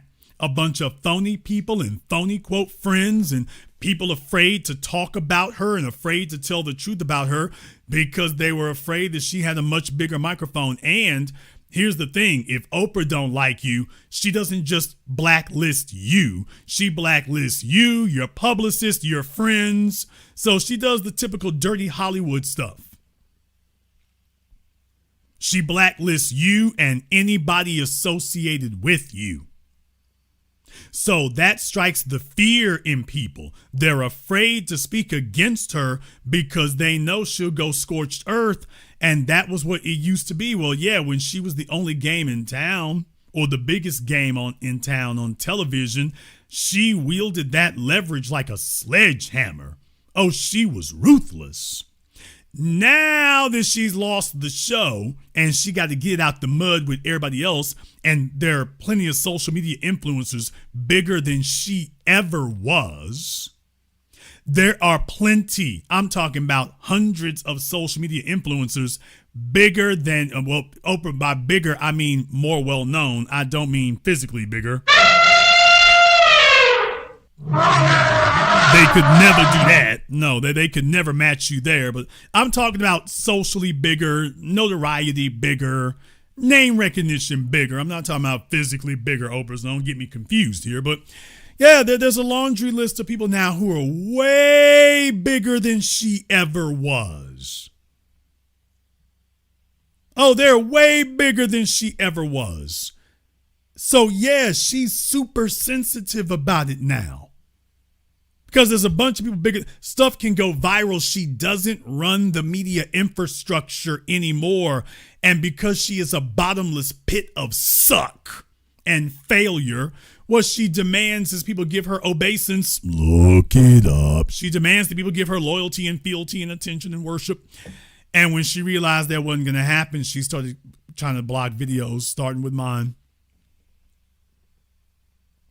This wasn't supposed to happen. People, she was supposed to come over here on YouTube and Twitter and Instagram and be the goddess again and folk kissing her ass and sucking up to her. That's what was supposed to happen. She wasn't supposed to see that the internet actually despises you. Yeah, you don't have that television filter to shield you anymore. The internet despises you. And you don't have the ability to platform anybody anymore. So the celebrities don't have to play nice with you anymore. You have nothing to offer, thus you have nothing to withhold, not anymore. So a few brave ones will tell the truth about you, and the rest of them, they just don't fool with you altogether. And that's why you were angry at me. I'm living under no illusions that you are going to become an honorable, decent person in your waning years, Oprah Winfrey. You're going to die as you lived, a pathetic life, pathetic individual, lost, listless. Only now what you're showing is that you are desperate, you are fragile, you are stubborn, and you are failed. You never should have acknowledged me, Oprah. That was the winning play. The winning play was not to inject the Streisand effect. You should have just ignored me. You should have just let that go. Yeah, the video might take off and it might bother you a little bit, but it was only gonna be one video. Yeah, them bruises gonna hurt for a little bit, but it just would have been one. You could have shook that off. If you were a better class of human, which you aren't, you could have. It failed because you can't. If you were smart, Oprah, you would have just left me alone. You wouldn't have said anything at all. Now take a look at it. You got 3,000 people in here live on the day after Christmas. Damn! I mean, they done shook off the damn eggnog and the turkey and the niggitis, and Oprah, now look what you done did. You should have just left it alone. That would have been smarter. But you're not smart. That would have been better. So you're already showing how internet illiterate you are. Folks, she's showing she didn't learn anything. She doesn't have spin meisters anymore. She doesn't even have good advice from people. She just failed the most basic test. You don't even respond to this. You don't even respond to this. You just leave that alone. Don't worry about it. You just leave it alone. But she couldn't. She couldn't. And I'm just telling you all, this is what she did just off my video. Could you imagine what could have or would have happened if there had been somebody willing to tell her about her funky, crazy, bipolar, ignorant ass back when she was in her heyday? Could you imagine what her response would have been? Can you imagine how she would have responded if somebody had sat there on that stage at the height of her abilities and they just threw caution to the wind and said, screw it all, I'm going to tell Oprah about her ass? Can you imagine what would have happened to her if someone had had the guts to do it? She would have shattered like glass. She would be opening every program referencing it. She would have done that. There's just no way to recover from it. That's what she would have done. She was in that audience back when she was on television. She had a bunch of flunkies and lackeys and sycophants. It was an artificial, phony world. She never encountered the real world till she came and heard my video. That was the first time she ever encountered the real world, and she found it devastating. It was devastating. She went and talked to her friends. She can't deny that it's what people actually think. She can't deny that. So instead, she chose to attempt to silence us. I want to say this to all the YouTubers out there who think that that's the way to go. You don't actually have a legitimate claim. If you did, there'd be a lawsuit behind it. Instead, and for some of y'all who do have lawsuits, it's bogus, but you think that you're going to use YouTube's broken system to get around that. And you're not even buying yourself time. All you're doing is turning temporary things into major blow-ups. That's all you're doing. And worst of all, Oprah, here's the worst part. Y'all, I could say so many things, but in reality, here's the worst part about what Oprah did.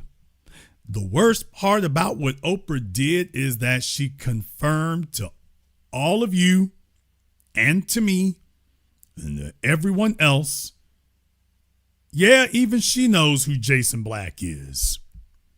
Damn! So she has confirmed to the world that, yeah, she knows exactly who I am. She watches my channel. She watches my videos. She's seen it. Yeah, y'all remember Fat Joe? He had to concede. Yes, they see us, people. They see us. These other folks go out here and attention whore and whatnot, and we don't have to do any of that over here. But if you were ever wondering, yes, the folks from the top to the bottom, they watch us, they listen, we influence everybody. We influence everyone. We're not just a place that sits up here and rants about Insta thoughts and has a table full of Insta hoes. No, those are not thoughts that you deal with. We don't trade in infamy. We trade in thoughts. We trade in ideology. We trade in information. We don't trade in saying a bunch of crazy stuff because you're looking to go infamous.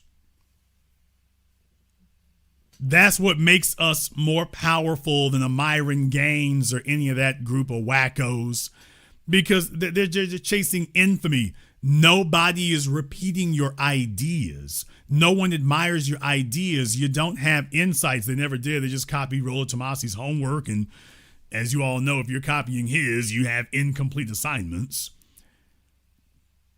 So when they hear us here and all we do is go down the information, and Oprah couldn't argue with it because it made sense. Hey, baby, you got the same old shtick you always do in a bunch of failed females. This isn't progress.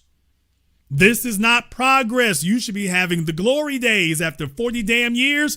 You should have nothing but a stream of success stories. And you don't. All the women who listen to you have nothing but sorrows to tell. And that's why you're still saying, hey, let's talk about the men, because you don't want to talk about the success record, or should I say lack thereof, of your female audience. Any of them who are stupid enough or foolish enough to listen to you decades ago, or God forbid now, we're not even guessing anymore. You can see what it is. Now you can just see who it is. However, you just might disagree. There's a very possible chance that you do. Judith did, but she hasn't called in, so we're going to let Judith go ahead and go here. But for everybody else here, I understand. You might disagree. There is a chance, a scintilla, a possibility that you may. In which case, we are going to go ahead and open up the Zoom for you here now. You are more than welcome to go ahead and give us a call. You can go ahead and give us a call, and we'll be glad to go ahead and chop that up with you here. In the meantime, I want to thank everyone, and I do mean everybody who has contributed to support tonight's program on PayPal, Super Chat, Venmo. Shy here to my man, Jason C7993. I told you all that I was the greatest of all time. I told you today I'm still the greatest of all time.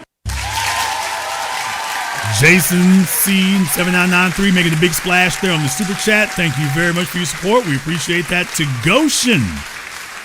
Ain't seen my man Goshen here in a minute, so they go incognito. They only contact me in between relationships. So and they holler back at me when the old girl stops answering the phone. It's like, oh, where's Jason at? Prince Raw.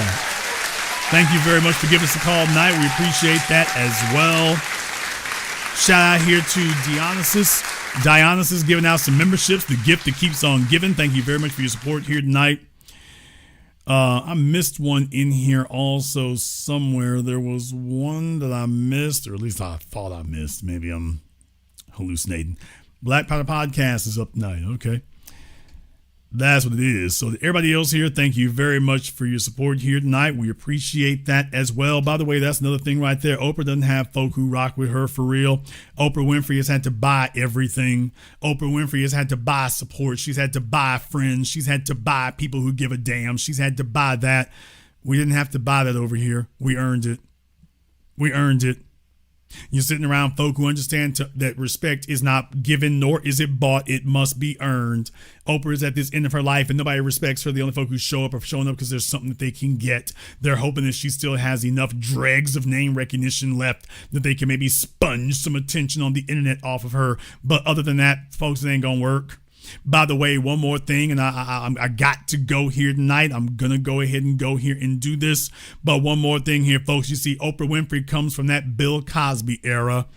Oh, yeah, I said it. Oprah Winfrey comes from that Bill Cosby era. You see, those were the niggas. Yes, I said that. And deal with it, nigga. Those were the niggas who sat up there on network television and whatnot, and they boosted themselves and blew up themselves and took care of themselves. And then what you find out, it was all over. At the same time we were watching the Cosby Show, Bill Cosby was putting his wealth to work, all right. He wasn't investing in black businesses. He wasn't investing in entrepreneurship. He wasn't investing in a black network, but he sure did pay. I want y'all to understand something that's going to break your damn hearts when you think about this for a few moments here. I've never said this before. I didn't say this anywhere else, but I'm going to go ahead and say this to you all now. And once you hear it, you will not be able to unhear it. Bill Cosby gave more money to them white women than he ever gave to any black folk on the street. Damn! And I said that. And deal with it, nigga. Bill Cosby gave more money to random white women. Random white women made more money and made better off of Bill Cosby than any random black person ever did. And you can't deny that. He gave the kids at Howard scholarships. He broke them white women off straight cash money. And I ain't talking about 5 or 10 bricks. Ain't nobody ever said that to y'all before. See, I've got a superpower. Let me tell y'all tonight, I've got a superpower. My superpower is I ain't got to kiss nobody's ass. Oprah never had nothing to give me. And so she's got nothing to withhold from me. Bill Cosby ain't got nothing to give me. Furthermore, I know you phony niggas wouldn't give nothing, so I ain't got nothing to be scared of. I'm not burning any bridges. Ain't no bridge there. And all the dumb niggas who thought there was one, where they looking today? They looking booty as hell today. Bill was never gonna do nothing for you. I can show you a bunch of white women. I'm talking about rolling lavish, rolling plush off of Bill Cosby. So he went and broke off bread for them. He made millions of dollars and broke off millions for them. And the average black person, he ain't got nothing for your ass except to tell you to tune into his next show.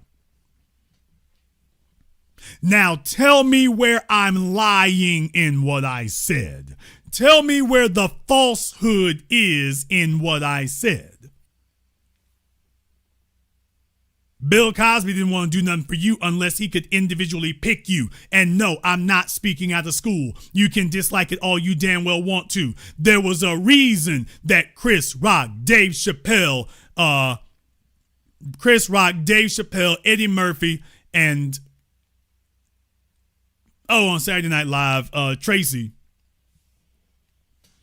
There's a reason why they were sitting there. There was a reason why the 4 of them were there. And they made sure to bomb on Bill right before they left. Tracy Morgan. Okay, I had to remember the name. Tracy Morgan, Dave Chappelle, Chris Rock, and Eddie Murphy. There's a reason why all of them were up there. They wanted you all to know while Bill was in jail that, by the way, the beef is on. He never did right by us. He thought he was undermining us, and in reality, he undermined himself. That he was never that dude. He just had a bunch of folk who hoped there was something they could sponge off for him, but he was never that dude. You don't have 4 comedians eminently at the top of their game say something like that, and that's not reality. Bill Cosby never helped anybody. There were folk who worked on his shows, but if he wasn't required to pay you, he didn't do a damn thing for you. Plenty of white women he did something for, and oh yeah, I'm gonna say that those are just the white women who sued that we found out about. How many sued that we didn't find out about, and how many of them were just side chicks that he bought a Ferrari for, bought a Rolls Royce for, because he was really digging them and really groovy?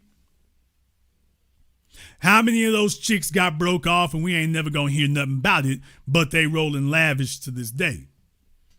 How many?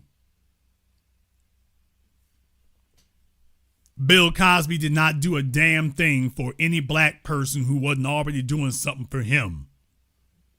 Being an employee on one of his shows, that benefits him. Out here on the street, out here on these streets and out here in the soil, that benefits the people. And Bill Cosby made sure not to do that. Well, guess what? Same thing with Oprah Winfrey. Oprah Winfrey made multimillionaires of white people. Dr. Oz is in the Trump administration today off the strength of Oprah Winfrey. Oprah Winfrey could have done that for black folk all over the place. Oprah Winfrey only handed you her ass to kiss. If she couldn't make $1 off of you, don't even try it, nigga. You wrong. Don't try it, dude. Let me talk. Why don't you go ahead and hop on Zoom and say it? Anybody who wants to talk about Oprah's favorite things. Nigga, please. By the way, if you want to try that one, hop your happy ass on the Zoom. I'm not even gonna deal with this one in absentia. Oh no, if you want to pull that one, get on the Zoom. I'll be glad to give you a microphone if you think you're gonna use that argument. Yeah, now you ain't gonna find nobody do that. So, damn, he's ready for it. Yeah, go ahead and try it if you think we're not ready for it. Yeah, just in case you think you found a loophole about Oprah's favorite things. Uh-huh. Let me explain something to your goofy rabbit ass. Oprah Winfrey paid Dr. Phil. Damn! Dr. Phil did not have to pay Oprah. Oprah Winfrey was dropping dollars in Dr. Phil's pocket. She was paying Dr. Phil before he ever came on her show. Dr. Phil didn't have to do nothing but be white. And she was paying him. You can't name a single black person that she gave it up for like that. You understand, when she met Dr. Phil, y'all remember she was paying him, remember? She was paying his fee. Dr. Phil didn't have to jump through no damn hoops. Dr. Oz didn't have to jump through no damn hoops. Marianne Williamson didn't have to jump through no damn hoops. You show up and oh, hey man, now, hold on. Let's check on you. Oh, so it's like that. Okay. Y'all like, damn, Jason is dropping boulders the day after Christmas. Jason is dropping boulders the day after Christmas.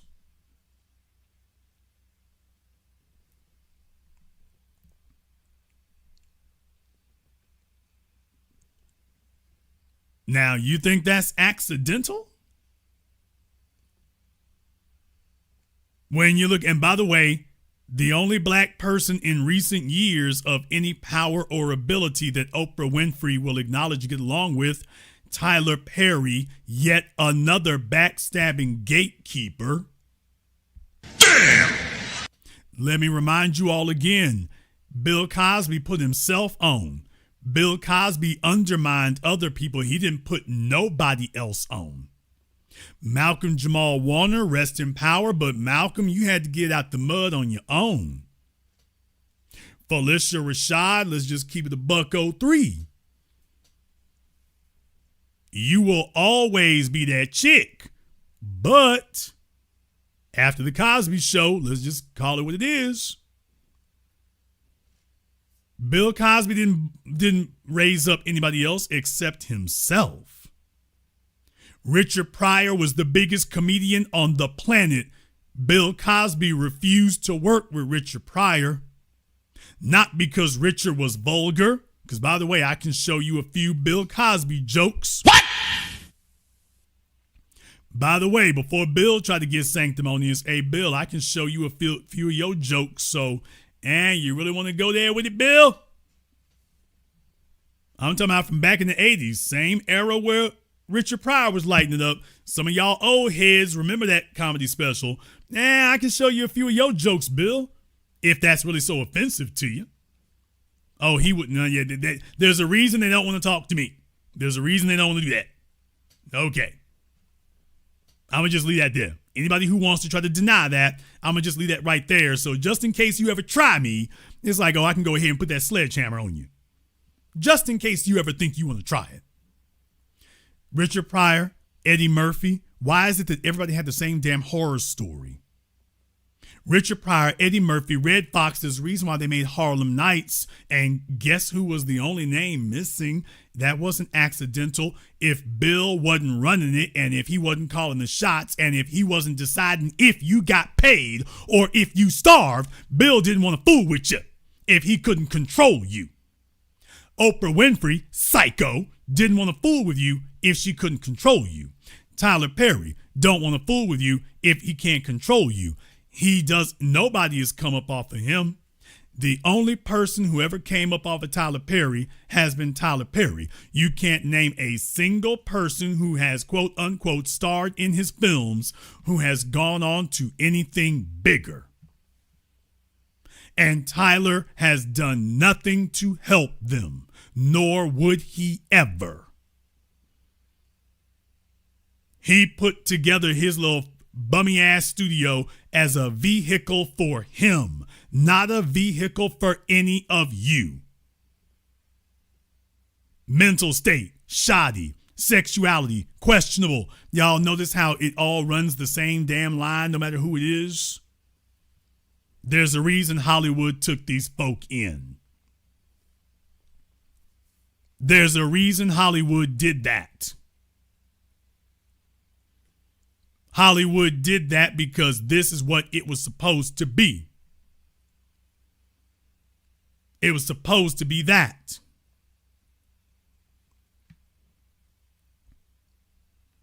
So I'm not going to allow folk to go back and rewrite the damn history and turn these people into heroes they never were.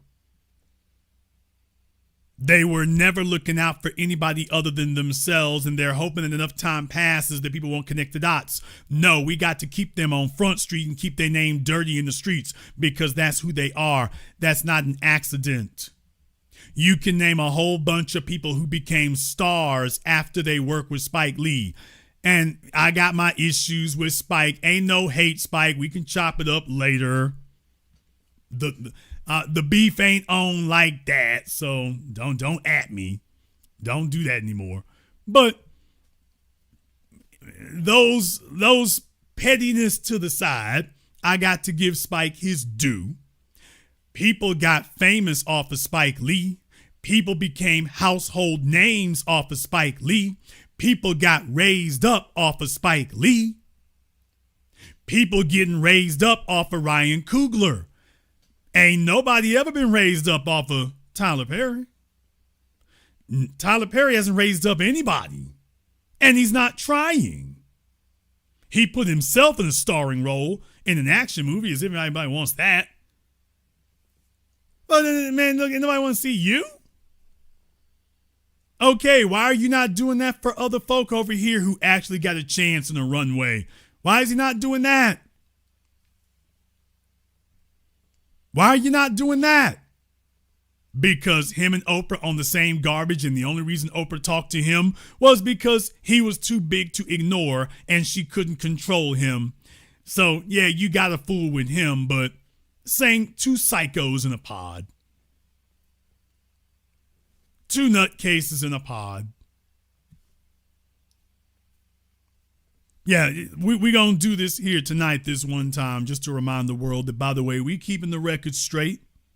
We are keeping the record straight. I'm not making up anything on anybody. Every syllable that I have said tonight, you can confirm every syllable of it. You can't say I'm wrong. You can't say I'm lying. You can't say that. I mean, in the chat room, I'm not going to throw 50 Cent in that bucket just yet. Because, I mean, I got to talk about Omari Hardwick. 50, I can't put him in that bucket just yet.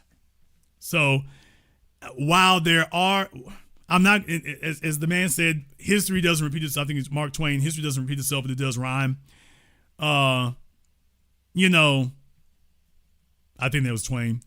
But I'm not going to put 50 in there just yet. I'm not going to do that. Not yet. I will say that some of it is rhyming. Some of it's rhyming. I'm not going to say 50 is where you go to get put on. I'm not saying that. But I will say 50 has not been the same caliber of crabs in a bucket that Bill Cosby and Oprah Winfrey and Tyler Perry have been. So there's that right there. You got to watch 50. You got to watch him. But then again, you got to watch everybody. So if I say that about 50, I can't say that that's unique to him. Has anybody really just blew up off of him? Well, no, but I can't really say that 50 is holding him back. I can't really. 50 trying to get his weight up. I mean, he just got my state, the state of Louisiana, to give him $50 million. People, $50 million is a low budget film in Hollywood today. I mean, let's just call it what it is. $50 million is a low budget film, and this isn't just them giving him money. He got to give it and use it. So they ain't just giving him $50 million for him to go buy a beach house. He's actually got to use it, and there's stipulations. So you get the idea. So, like I say, I mean, I'm not telling you he's innocent. I'm saying the jury is still out. The jury is still out where 50 is concerned. I got to give him a little bit more time. I haven't seen him undermine people. I haven't seen that. Okay, in the chat room, you say Omari had a career before Power. Okay, but when people say his name, what do they think of? Damn! Okay, I mean, you can say that. You can say that all you want to, but hey, let's keep it a $103. When you say his name, all right, man. It's not about was he working places. It's about when you show his face, what do people think about? I didn't say you had to like it. I'm just saying, hey, all right. This isn't about was he on a couple of soap operas before Power. When you say that was his breakout role. I mean, you can't take that from 50 like that. That was Omari's breakout role, man. That was it. That was like when Bruce Willis did Die Hard. Yeah, Bruce Willis had a career before Die Hard, moonlighting and some other stuff. But then after, there was a world of difference before Die Hard and after Die Hard. So it is what it is. It is what it is. And I don't begrudge him that. But remember, you earn your respect on a yearly basis. You got to check in every year. We'll see. I mean, if it definitively comes down that he's a net negative, I will be the first one to say it. I am not saying that it's all clear, but I am saying that 50 ain't really just been holding folk back like that. I mean, look, he could be ultra petty. He can be very tricky to work with in that regard. It ain't anything you don't already know. If things go a certain way, like I say, it works out for people. So it just depends. So I just don't think he's as active at tearing folk down or holding them back, as these other folk. Because if it had been Tyler Perry, the character of Kane on Power, that 50 would have made himself the star of the whole damn show. He would have fired Omari and made himself the star of the show if it was Tyler Perry. If it was Tyler Perry, if it was Oprah Winfrey, they would have fired the woman or the man who was the headliner and made themselves the star. So, yes, 50 got on the camera, but, I mean, he didn't go there with it. But in any case, just understand that going forward here, you can't trust these folk, man. And they're hoping that time has erased their histories, and they're hoping that time has erased that.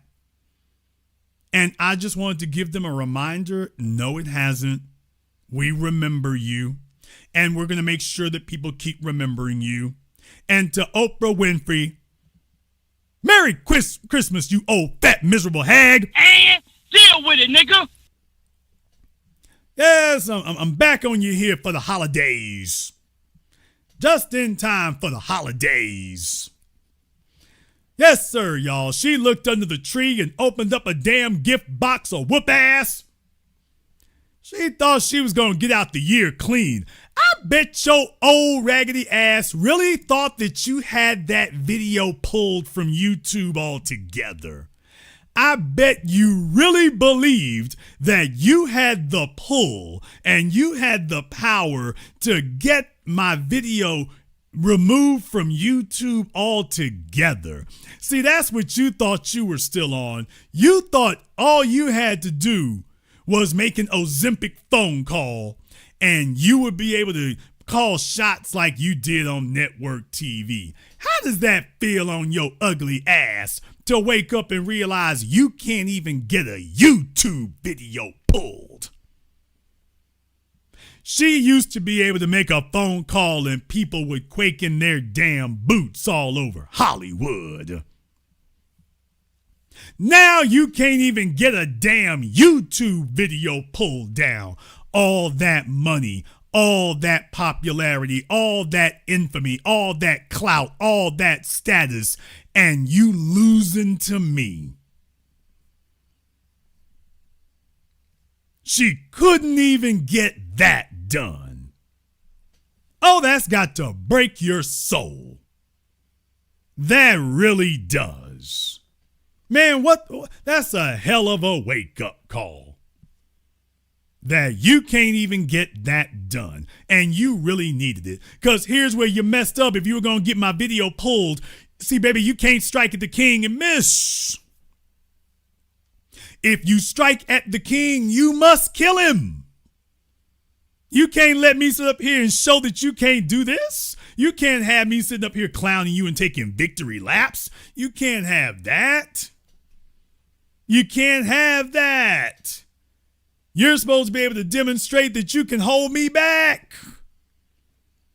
You're supposed to be able to demonstrate that you could hold up every damn thing I'm doing. You're supposed to be able to demonstrate that you could hold up everything I'm doing, hold it all back, ain't nothing gonna move. That if you say I don't eat, I don't eat. If you say it's coming down, it's coming down. Now take a look at it.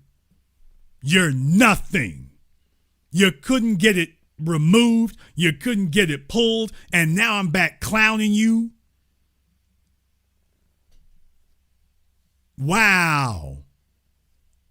Oh, how the mighty have fallen and the great men and old ladies of war laid low. You used to be a titan, Oprah. And now the children of your audience members, we're letting you know that we're writing your history and your legacy. And we're telling everybody that you're trash. And you are an even worse person than the National Enquirer and all the old gossip rags ever said you were. You are even worse than they ever said you were. We will be writing your legacy, and we've already done it. My program was just the first of many. Now you can get taken down that rabbit hole. And you're going to hate it. And we've given you something to hate to rock in the new year. You can call your damn best friend Gail and tell her that. We're going to go ahead and wrap up things here tonight. Brothers and sisters from around the world, if you are new here to the business, welcome to the program that all your favorite YouTubers and all your old washed up celebrities love to hate watch and hate to see climbing. So if you want to stay up to date and on top of it, you better click that subscribe button. If you're on the app, click that notification bell. You want to be on top of it. If you're not a member of our Patreon, the link is in the description. We do it every weekend, 12 noon Central Time. Enough said.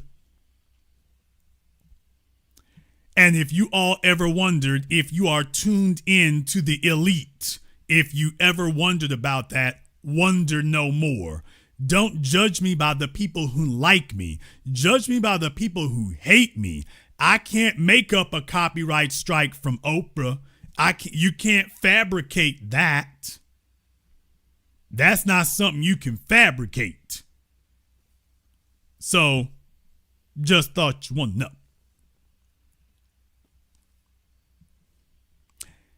I want to thank everyone who has contributed to support tonight's program on PayPal, Super Chat, Venmo. Shout out here to Young Investor. Thank you very much for staying up late. To my man Wesley, Rodney Scott, And to everybody else here who has contributed for tonight's program, Brandon, thank you very much for your support. I want to thank all of you for tuning in to tonight's program live or recorded. Thank you all for liking, subscribing, and sharing. And this concludes tonight's broadcast of The Business.